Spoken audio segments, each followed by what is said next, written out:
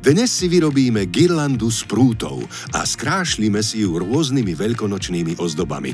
Budete potrebovať najmä prúty, drôty alebo nite a potom ideálne prírodný materiál, ktorý sa vám bude hodiť ako výplň. Milí chalupári, dnes si vyzdobíme altánok. Je jar a tú jar si chceme preniesť aj do našich altánkov alebo pergol, pretože tam na jar trávime najviac času.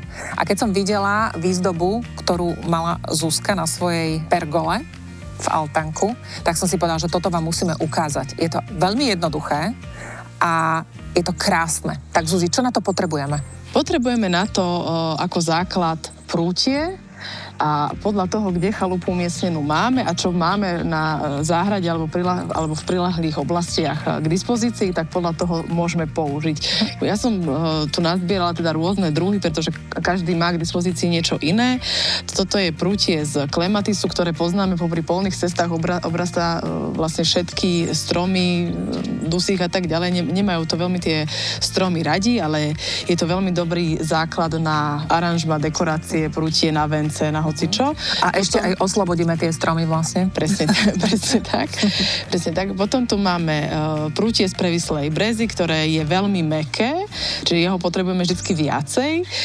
Ďalej tu máme vinič, ktorý je tiež dobrý, len má tu nevýhodu, že je to trošku tvrdšie, čiže tam si ho musíme takýmto nalamovaním po kúskoch, hej, že vtedy ho viem ohýbať, keď si ho na takých 10 cm vlastne polámem a viem si ho tvarovať ako potrebujem.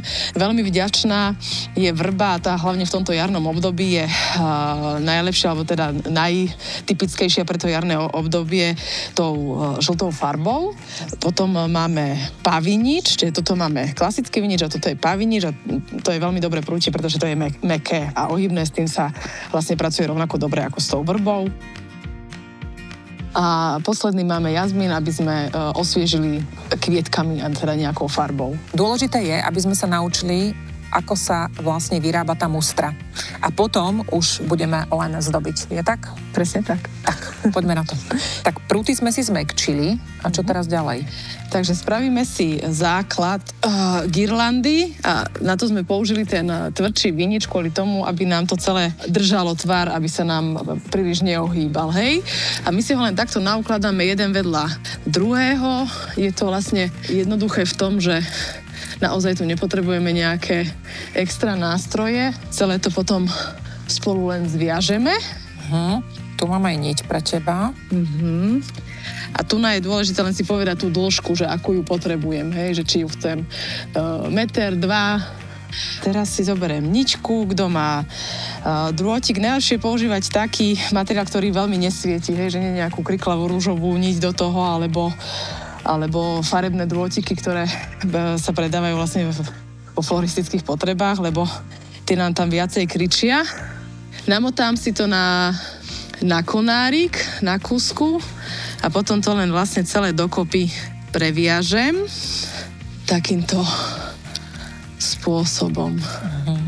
A neroztrhne sa tá nitka? Nie. Ona je silná, ona iba vyzerá, že je slabá. Áno. Ono to už potom ešte my budeme ďalej vlastne prepletať tými vrbovými prútmi navzájom a to sa celé spevní.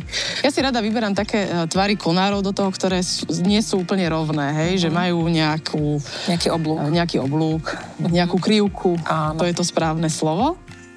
A vlastne si ho takýmto spôsobom teraz poukladám, vždycky to zasuniem niekde medzi to prútie a keď tu vidím, že mi to je, že je to slabé, tak ho potom v závere ešte raz pripevním, ale aby som ja tu už na zemi teraz videla, že aký bude ten finálny tvar, tak sa najskôr naukladám a potom to budem upevňovať jedno na druhé. Na to si dávam pozor, aby som na tej jednej strane mala tieto najmladšie výhony, hej, tí, ktoré sú mäkké, ohybné, alebo ja keď to zavesím, tak budú pekne prevísať dole, tak ako prevísajú v prírode a keď ich chcem mať aj na druhej strane, tak do tej druhej strany si zase musím dať jeden konár, ktorý otočím tým smerom, aby som ich mala aj tam. Takže teraz mám naukladaný nejaký základ toho vrbového prútia, tak si ho ešte jedenkrát celý previažem, aby sa mi to nerozsypalo. Stačí úplne takto, nemusíme to nejak ani uzlikovať, ani nič podobné. Ešte vlastne s drôtom je toto možno jednoduchšie, že ten má takú väčšiu istotu, ale tá niťka úplne v pohode postačí. A hlavne ju nie je vidieť, takže je to estetické. Čiže teraz je tá fáza, kedy to mám všetko prvotne previazané dokopy, tak si to zdvihnem, aby som vedela, či to mám zviazané dobre, či mi niečo z toho nevypadne. Skúška správnosti. Hej? Čiže ja si to takto zdvihnem, si to poťažkám, vidím, že nikde mi nič neuteká, ale tuto vidím, že možno, že by sa ešte hodilo pridať nejakú vrbu, lebo tu mi vznikla taká príliš veľká diera. Hej? Ale to už sú tie momenty, ktoré vieme doladiť potom, už keď na tej pergole je. Hej? Tak si to teraz ešte vrátim naspäť, pridám tam z tých brečtanov a jazmínu. Tak, vyber si. Ešte si to máš tak pekne chytené, že by som to aj celé takto, jak to držíš. Ja som to aranžovala veľmi dlho inak.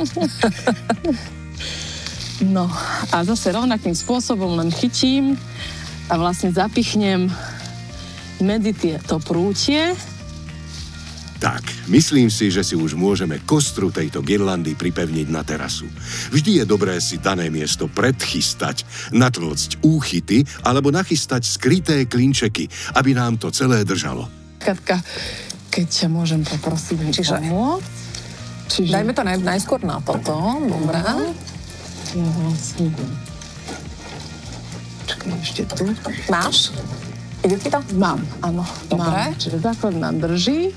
Čiže a teraz vlastne mi tu prídu tie hluché miesta, ktoré si teraz vlastne dotvorím už na mieste, že doplním vrbu, kde mi chýba, doplním machy. Hej?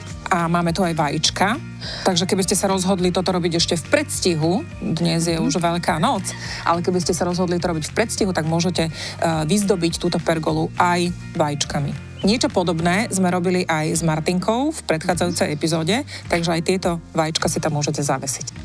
A ako to tam upevníš? Veľmi jednoduchým spôsobom zavesím si trošku takto medzi palec a ukazovák, idem okolo toho prútika a vlastne to vajíčko takto prevlečiem. Hej, a zatiahnem a už to drží. Perfektné. Krásne. A je tu finále. Perfektná sviatočná výzdoba, ktorá vás poteší najmä vonku na terase. A keďže máme stále teplejšie dni, je to priam ideálne preniesť si takto obývačku von na terasu. Čo myslíte?